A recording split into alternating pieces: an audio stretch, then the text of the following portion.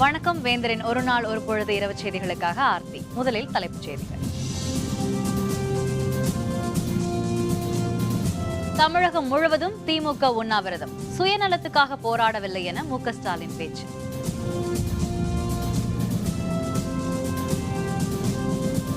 அரசு பணியாளர்களின் ஊதிய விகிதத்தை மாற்றியமைக்க குழு 4 மாதங்களில் பரிந்துரையை அளிக்க முதல்வர் பழனிசாமி ஆணை.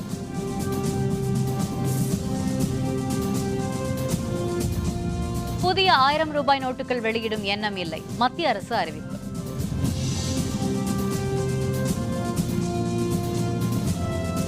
மேற்கு தொடர்ச்சி மலை பாதுகாப்பு பற்றிய கஸ்தூரி ரங்கன் அறிக்கை.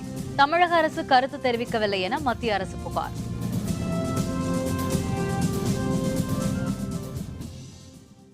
திமுகவின் சுயநலத்துக்காக போராட்டம் நடத்தப்படவில்லை என்று திமுக செயல் தலைவர் மு.க. ஸ்டாலின் தெரிவித்துள்ளார்.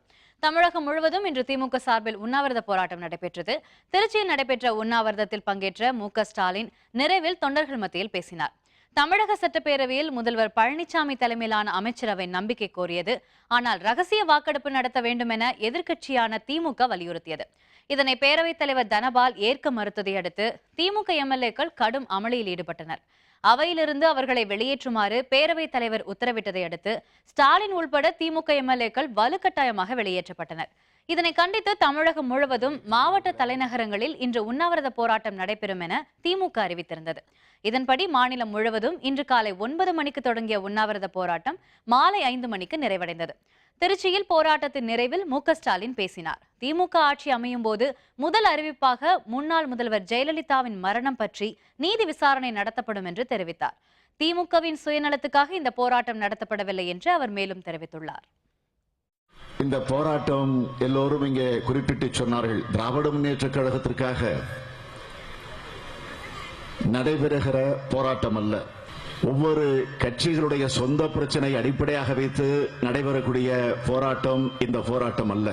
எங்களுடைய சுயநலத்திற்காக நடைபெறக்கூடிய போராட்டம் இந்த போராட்டம் அல்ல. ஒரே ஒரு குறிக்கோள். அது என்ன குறிக்கோள் என்று சொன்னால், தமிழகத்தில அரங்கேறி இருக்கக்கூடிய பினாமி ஆட்சியை அப்புறப்படுத்தக்கூடிய ஒரே நோக்கத்தோடு நடைபெறக்கூடிய போராட்டம் தான் இந்த போராட்டம். அதிமுக ஆட்சியை கலைப்பதே திமுகவின் நோக்கம் என அதிமுக மூத்த தலைவர் பன்ருட்டி ராமச்சந்திரன் குற்றம் சாட்டியுள்ளார். சென்னை ராயப்பேட்டையில் உள்ள அதிமுக தலைமை அலுவலகத்தில் செய்தியாளர்களுடன் பேசிய அவர், ரகசிய வாக்கெடுப்பு கோருவது கட்சி தாவல் தடை சட்டத்திற்கு எதிரானது என தெரிவித்தார். மேலும் வெளிநடப்பு செய்வது திமுகவுக்கு கைவந்த கலை என்றும் அவர் குற்றம் சாட்டினார். சட்டமன்றம் நடக்க வேண்டும் என்றோ அல்லது அரசாங்கம் இயங்க வேண்டும் என்றோ அவர்கள் நினைக்கவில்லை. எப்படியாவது தொந்தரவு கொடுத்து ஆட்சியை கலைத்து விடணும். ஆனால் ஒரு ஆட்சியை, தேர்ந்தெடுக்கப்பட்ட ஆட்சியை கவிழ்க்க வேண்டும் என்று முயற்சிப்பதோ அதற்காக கலவரத்தில் ஈடுபடுவதோ என்ன நியாயம்? தமிழக அரசு அலுவலர்களின் ஊதிய விகிதங்களை மாற்றியமைக்க 5 பேர் கொண்ட குழுவை அமைத்து முதல்வர் பழனிசாமி உத்தரவிட்டுள்ளார். இது பற்றி அறிக்கை ஒன்றை முதல்வர் பழனிசாமி வெளியிட்டுள்ளார். தமிழக அரசு பணியாளர்களுக்கு ஊதிய விகிதங்கள் மாற்றியமைக்க நடவடிக்கை எடுக்கப்படும் என அப்போதைய முதல்வர் ஜெயலலிதா தலைமையிலான அரசு முடிவெடுத்ததாக குறிப்பிட்டுள்ள முதல்வர் பழனிசாமி, இது தொடர்பாக இன்று நடைபெற்ற ஆலோசனைக் கூட்டத்தில் தமிழக அரசு அலுவலர்கள், ஆசிரியர்கள் மற்றும் உள்ளாட்சி நிறுவனங்களில் பணியாற்றும் பணியாளர்களுக்கு ஊதிய விகிதங்களை மாற்றி அமைப்பதற்கான பரிந்துரைகளை அளிக்க அலுவலர் குழு அமைக்கப்பட்டுள்ளதாக தெரிவித்துள்ளார். இந்த அலுவலர் குழு தமிழக அரசு ஊழியர்களின் ஊதிய விகிதங்களை மாற்றி அமைப்பதற்கான பரிந்துரைகளை 4 மாத காலத்திற்குள், அதாவது வரும் ஜூன் 30ஆம் தேதிக்குள் அளிக்கும்படி உத்தரவிட்டுள்ளதாகவும் குறிப்பிட்டுள்ளார்.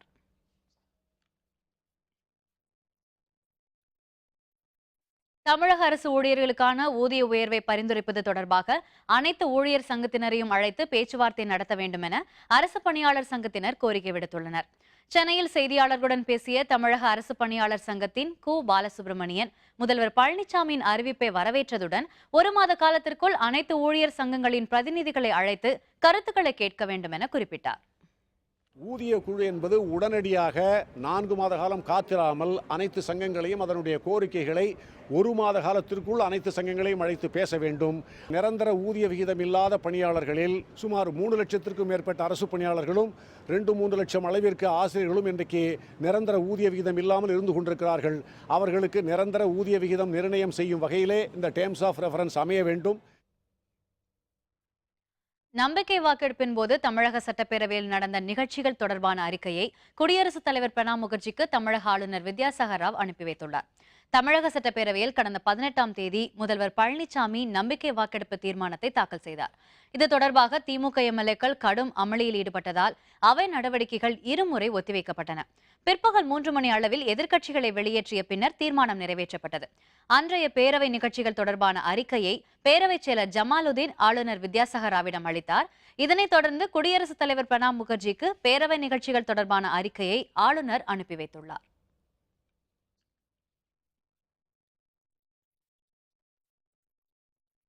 தமிழக சட்டப்பேரவையில் நடைபெற்ற நம்பிக்கை வாக்கெடுப்பு செல்லாது என அறிவிக்க கோரி திமுக தாக்கல் செய்த மனு மீதான விசாரணை வரும் 27ஆம் தேதிக்கு ஒத்திவைக்கப்பட்டுள்ளது. திமுக செயல் தலைவரும் எதிர்க்கட்சித் தலைவருமான மு.க.ஸ்டாலின் இது தொடர்பாக சென்னை உயர்நீதிமன்றத்தில் மனு தாக்கல் செய்திருந்தார். கடந்த 19ஆம் தேதி பேரவையில் நடைபெற்ற நம்பிக்கை வாக்கெடுப்பு சட்டவிரோதமானது என குறிப்பிட்டிருந்தார். ரகசிய வாக்கெடுப்பு என்ற கோரிக்கையை பேரவைத் தலைவர் நிராகரித்தார் என்றும் திட்டமிட்டு எதிர்க்கட்சிகளை வெளியேற்றிவிட்டு வாக்கெடுப்பை நடத்தியிருக்கிறார் எனவும் அவர் தெரிவித்திருந்தார். இதனால் வாக்கெடுப்பு செல்லாது என அறிவிக்க வேண்டும் என்றும் கோரியிருந்தார். சென்னை உயர்நீதிமன்ற பொறுப்பு தலைமை நீதிபதி ஜி ரமேஷ், நீதிபதி ஆர் மனோகரன் அமர்வு முன்பு இந்த மனு விசாரணைக்கு வந்தது. வழக்கை வரும் 27ஆம் தேதிக்கு ஒத்திவைத்த நீதிபதிகள் பேரவை நடவடிக்கைகளின் வீடியோ பதிவுகளை தாக்கல் செய்யுமாறு உத்தரவிட்டார்.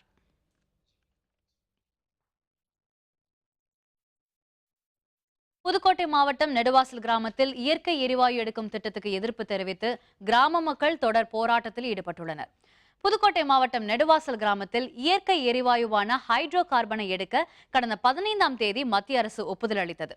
விளைநிலங்களை பாலைவனமாக்கும் இந்த திட்டத்துக்கு எதிர்ப்பு தெரிவித்து நெடுவாசல் பகுதி மக்கள் தொடர் போராட்டங்களில் ஈடுபட்டுள்ளனர். இயற்கை எரிவாயு திட்டத்திற்கு எதிர்ப்பு தெரிவித்து கிராம மக்கள் மாவட்ட ஆட்சியரிடம் ஏற்கனவே மனு அளித்துள்ளனர். இந்த திட்டத்திற்கு எதிர்ப்பு தெரிவித்தும் மத்திய அரசை கண்டித்தும் வரும் 26ஆம் தேதி புதுக்கோட்டையில் உண்ணாவிரதம் நடைபெறவுள்ளது. இதனிடையே ஆண்களும் பெண்களும் ONGC நிறுவனம் கையகப்படுத்திய விளைநிலங்களில் அமர்ந்து போராட்டத்தில் ஈடுபட்டனர். ஹைட்ரோ கார்பன் எரிவாயு எடுக்கும் திட்டத்தை அரசு கைவிடும் வரை போராட்டம் தொடரும் என அவர்கள் அறிவித்தனர். இயற்கை எரிவாயு திட்டத்திற்கு எதிர்ப்பு தெரிவித்து புதுக்கோட்டை கல்லூரி மாணவர்களும் வகுப்புகளை புறக்கணித்து நேற்று ஆர்ப்பாட்டம் மேற்கொண்டனர்.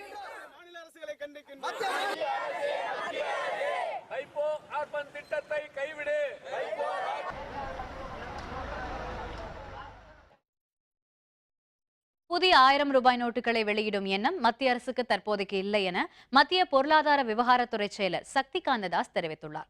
உயர் மதிப்பு கொண்ட பணத்தாள்கள் செல்லாது என்ற அறிவிப்புக்கு பிறகு புதிய 2000 மற்றும் 500 ரூபாய் தாள்கள் மட்டும் அச்சிடப்பட்டு வருகின்றன. புதிய 1000 ரூபாய் தாள்களை மத்திய அரசு விரைவில் அச்சிடும் என தகவல்கள் வெளியாகின.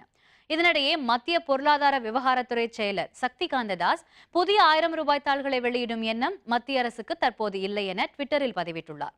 புதிய 500 ரூபாய் நோட்டுகள் உள்ளிட்ட குறைந்த மதிப்புடைய நோட்டுகளை அதிகம் அச்சிட்டு புழக்கத்தில் விடும் பணி நடைபெற்று வருவதாகவும் அவர் கூறியுள்ளார்.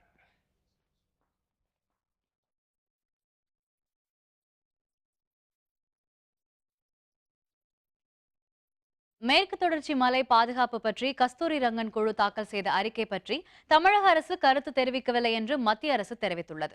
மத்திய அரசால் அமைக்கப்பட்ட கஸ்தூரி ரங்கன் குழு மேற்கு தொடர்ச்சி மலை பாதுகாப்பு பற்றி பல்வேறு பரிந்துரைகளை தெரிவித்திருந்தது. அந்த பரிந்துரைகள் பற்றி கேரளம் மற்றும் கர்நாடக மாநில அரசுகள் தங்களது கருத்துக்களை தெரிவித்திருந்தன. இந்த நிலையில் தமிழக அரசு கஸ்தூரி ரங்கன் அறிக்கை பற்றி கருத்து எதுவும் தெரிவிக்கவில்லை என்று மத்திய சுற்றுச்சூழல் அமைச்சகம் புகார் தெரிவித்துள்ளது.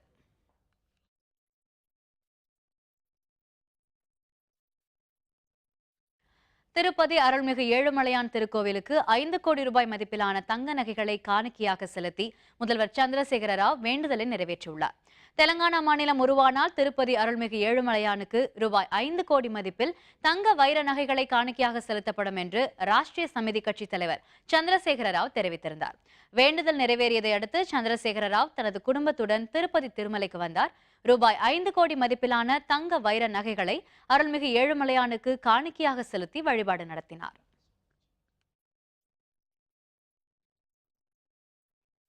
தில்லி கல்லூரி நிகழ்ச்சி ஒன்றில் பல்கலைக்கழக மாணவர் பிரதிநிதி பங்கேற்க அனுமதி மறுக்கப்பட்டது தொடர்பாக மாணவர் அமைப்பினர் போராட்டத்தில் ஈடுபட்டனர். தில்லியில் உள்ள ராம்ஜாஸ் கல்லூரியில் நடைபெற்ற மாணவர் விழாவில் JNU மாணவர் பிரதிநிதி உமர் காலித் பங்கேற்பதாக இருந்தது. கடைசி நேரத்தில் ரத்து செய்யப்பட்டது.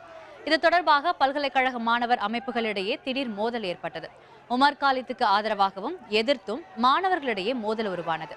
ஆர்ப்பாட்டத்தில் வன்முறை ஏற்பட்டதை அடுத்து அப்பகுதியில் காவல்துறையினர் குவிக்கப்பட்டனர். இதனை அடுத்து அப்பகுதியில் சிறிது நேரம் பதற்றம் ஏற்பட்டது.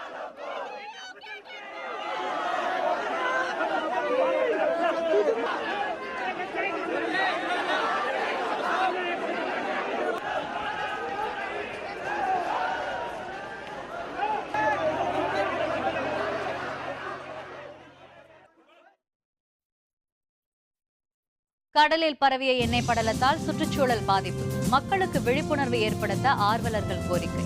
விவரம் விளம்பர இடைவேளைக்கு பிறகு.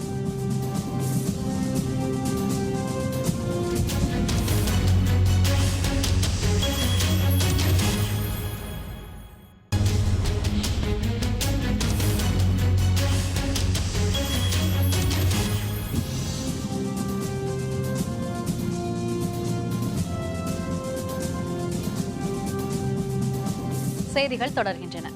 புதுக்கோட்டை மாவட்டம் நெடுவாசலில் ஹைட்ரோ கார்பன் திட்டத்துக்கு அளிக்கப்பட்ட அனுமதியை மத்திய அரசு திரும்பப் பெற வேண்டும் என்று விடுதலை சிறுத்தைகள் கட்சித் தலைவர் தொல் திருமாவளவன் கோரிக்கை விடுத்துள்ளார். சேலம் மற்றும் ஈரோடு மாவட்டங்களில் நடைபெறவுள்ள நிகழ்ச்சிகளில் கலந்து கொள்வதற்காக கோயம்புத்தூர் விமான நிலையம் வந்த அவர் செய்தியாளர்களுடன் பேசினார். நெடுவாசலில் ஹைட்ரோ கார்பன் திட்டம் செயல்படுத்தப்பட்டால் டெல்டா மாவட்டங்கள் பாலைவனமாகும் அபாயம் உள்ளது என்று அப்போது அவர் தெரிவித்தார். அதனை திரும்பப் பெற மத்திய அரசுக்கு தமிழக அரசு அழுத்தம் கொடுக்க வேண்டும் எனவும் திருமாவளவன் மேலும் தெரிவித்தார். ஹைட்ரோ கார்பன் திட்டம் என்னும் பெயரில் இயற்கை எரிவாயு எடுப்பதற்கு அரசு அனுமதி அளித்திருப்பது வேதனை அளிக்கிறது, அதிர்ச்சி அளிக்கிறது. 25 ஆண்டுகளுக்கு பிறகு டெல்டா மாவட்டம் என்பது ஒரு பாலைவன பூமியாக மாறிவிடும். இந்த திட்டத்தை கைவிட வலியுறுத்தி மத்திய அரசுக்கு உரிய அழுத்தத்தை கொடுக்க வேண்டும். தேவைப்பட்டால் முதல்வர் பிரதமரை நேரிலே சந்திக்க வேண்டும் என்று கேட்டுக்கொள்கிறேன். விவசாயிகள் உற்பத்தி செய்யும் இளநீர் மற்றும் புளிக்காத கல் ஆகியவை வரும் மார்ச் 1 தேதியிலிருந்து அங்காடிகளில் விற்பனை செய்யப்படும் என கல் இயக்கத்தின் ஒருங்கிணைப்பாளர் சே நல்லசாமி தெரிவித்துள்ளார். சென்னை பத்திரிகையாளர் சங்க அலுவலகத்தில் செய்தியாளர்களுடன் பேசிய அவர், நச்சுத்தன்மை உள்ள பெப்சி, கோக் ஆகிய குளிர்பானங்களை மார்ச் 1 தேதி முதல் விற்பனை செய்வதில்லை என்று வணிகர் சங்கம் முடிவு செய்திருப்பது வரவேற்கத்தக்கது என்று குறிப்பிட்டார். வணிகர் சங்கத்தினருடன் பேசி விவசாயிகள் உற்பத்தி செய்யும் இளநீர் மற்றும் நீரா ஆகியவற்றை மார்ச் 1 தேதியிலிருந்து விற்பனை செய்ய முடிவு செய்துள்ளதாக, கல்லிறக்க தமிழக முதல்வர் எடப்பாடி பழனிசாமி அனுமதி அளிக்க வேண்டும் என்றும் குறிப்பிட்டார். மார்ச் மாதம் 1 தேதியிலே இருந்து அந்நிய நாட்டு பன்னாட்டு குளிர்பானங்களுக்கு மாற்றாக சென்னையில் இளநீரையும் புளிக்காத கள்ளையும் விவசாயிகளாகிய நாங்கள் சந்தைப்படுத்துவதாக இருக்கின்றோம். இதற்கு மக்களிடம் பேராதரவு இருக்கின்றது.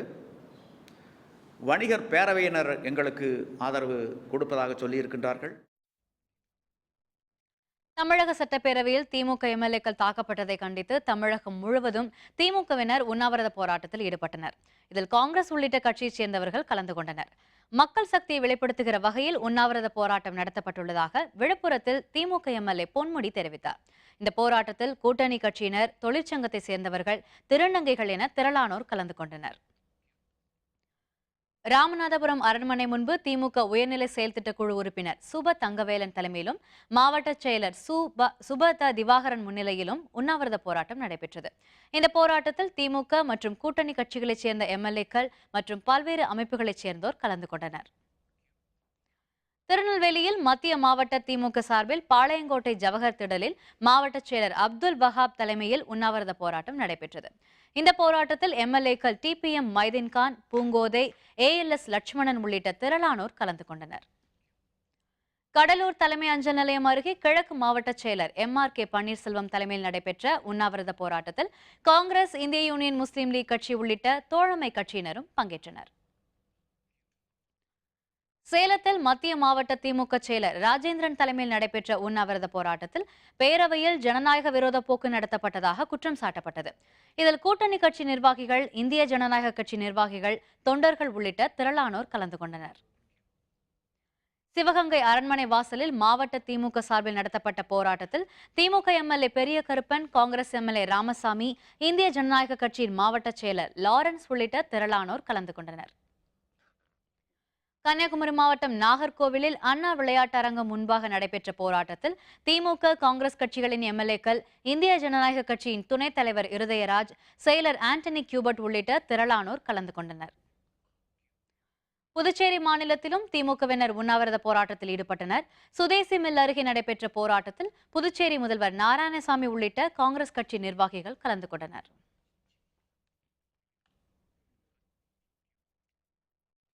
கப்பல் விபத்து காரணமாக கடலில் கலந்த கச்சா எண்ணெயால் சுற்றுச்சூழல் பாதிக்கப்பட்டுள்ளதாகவும் இதுகுறித்து மக்களிடையே போதிய விழிப்புணர்வை ஏற்படுத்த வேண்டும் எனவும் சுற்றுச்சூழல் ஆர்வலர்கள் கேட்டுக் கொண்டுள்ளனர்.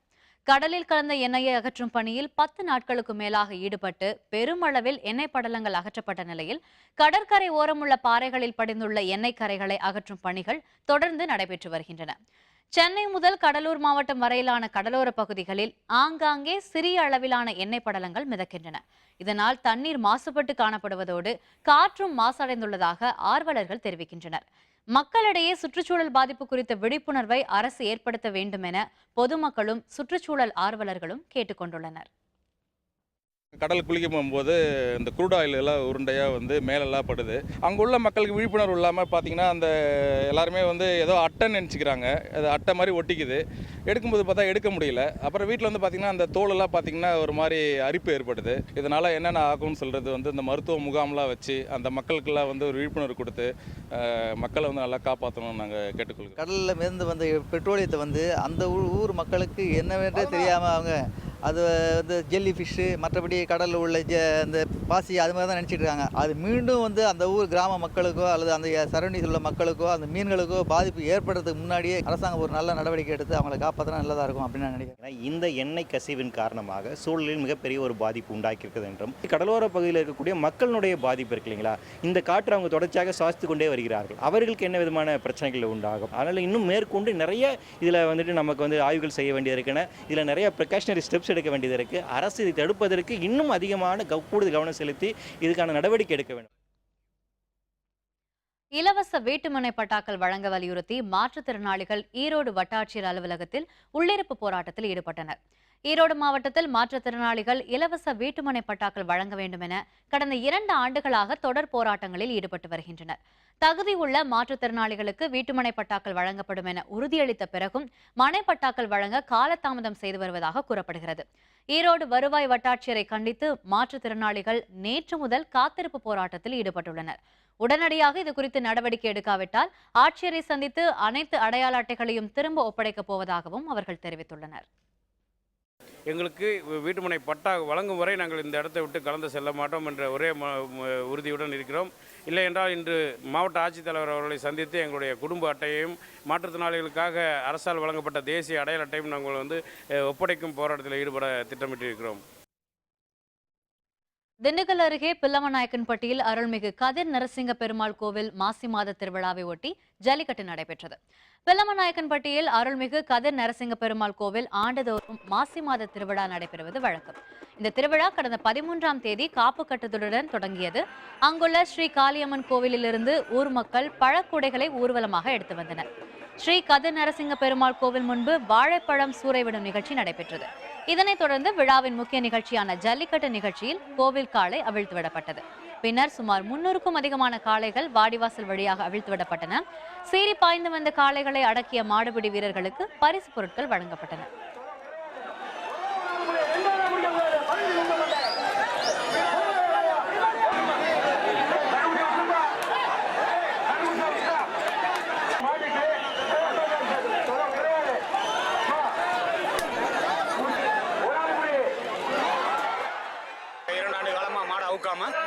வீட்டிலே போட்டு என் பிள்ளை மாதிரி வளர்த்து இந்த வருஷத்தில் நான் சிறப்பாக மாடை ஊற்றி எல்லா ப்ரைஸும் பீரோலேருந்து கட்டிலேருந்து செல்ஃபோன்லேருந்து எல்லா ப்ரைஸும் நான் வாங்கியிருக்கேன். இந்த நன்றி கடன் பூராமே அரசாங்கத்துக்கு போய் சேருதோ இல்லையோ என்னுடைய இளைஞர்கள் என்னுடைய மாணவ மாணவிகளுக்கு கண்டிப்பாக போய் சேரணும்.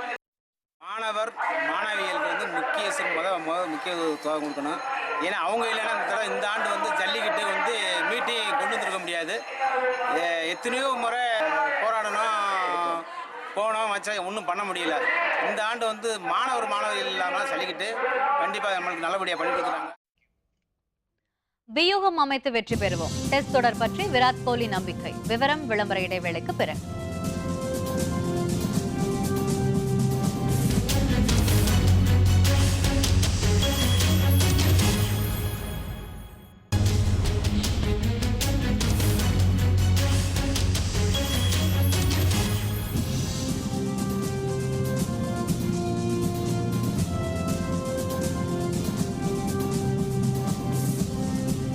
செய்திகள் தொடர்கின்றன. இனி அயலக செய்திகள்.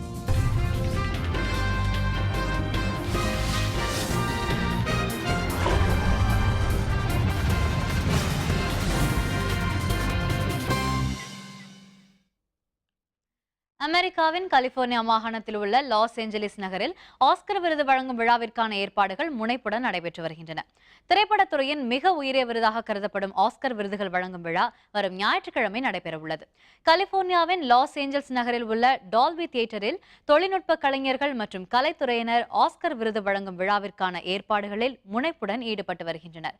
இந்த பிரம்மாண்டமான திரையரங்கின் உள்ளேயும் வெளியேயும் அதிநவீன விளக்குகள், அகண்ட திரைகள், ஒளி கருவிகளை பொருத்தும் பணியில் இரவு பகலாக பணியாளர்கள் ஈடுபட்டுள்ளனர்.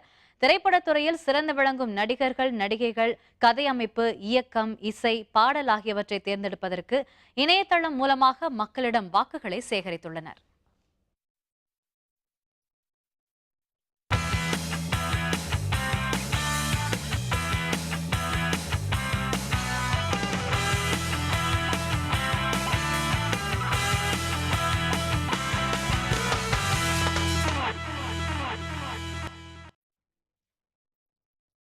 ஆஸ்திரேலியாவுக்கு எதிரான முதல் டெஸ்ட் போட்டியில் வியூகம் வைத்து வெற்றி பெறுவோம் என இந்திய அணியின் கேப்டன் விராட் கோலி தெரிவித்துள்ளார். இந்தியாவில் சுற்றுப்பயணம் மேற்கொண்டுள்ள ஆஸ்திரேலிய அணி 4 போட்டிகள் கொண்ட டெஸ்ட் தொடரில் விளையாட உள்ளது. இதன் முதல் போட்டி மகாராஷ்டிரா மாநிலம் புனே திடலில் நாளை தொடங்குகிறது. இதற்கென விராட் கோலி தலைமையிலான இந்திய அணி வீரர்களும் ஸ்டீவ் ஸ்மித் தலைமையிலான ஆஸ்திரேலிய அணி வீரர்களும் இன்றும் தீவிர வலைப்பயிற்சியில் ஈடுபட்டனர். இதனிடையே செய்தியாளர்களுடன் பேசிய விராட் கோலி ஆஸ்திரேலிய அணியை எதிர்கொள்ள தயாராக உள்ளதாகவும் சிறப்பான வியூகங்களை வகுத்து வெற்றி பெறுவோம் என்றும் குறிப்பிட்டார். That's been our strength, that we haven't focused on the opposition too much. We are aware of their skills, their positive and negative points, but that doesn't mean that we have a certain preparation that we have done and we have a good headspace going into the series. Everyone's feeling confident and that's the most important thing. மீண்டும் தலைப்புச் செய்திகள்.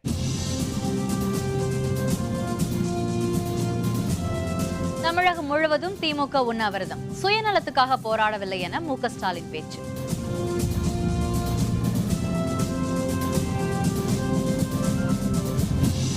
அரசு பணியாளர்களின் ஊதிய விகிதத்தை மாற்றியமைக்க குழு, 4 மாதங்களில் பரிந்துரையை அளிக்க முதல்வர் பழனிசாமி ஆணை.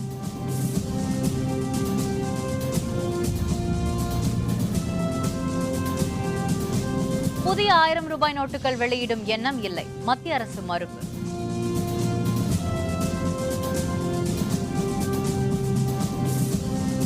மேற்கு தொடர்ச்சி மலை பாதுகாப்பு பற்றிய கஸ்தூரி ரங்கன் அறிக்கை, தமிழக அரசு கருத்து தெரிவிக்கவில்லை என மத்திய அரசு புகார்.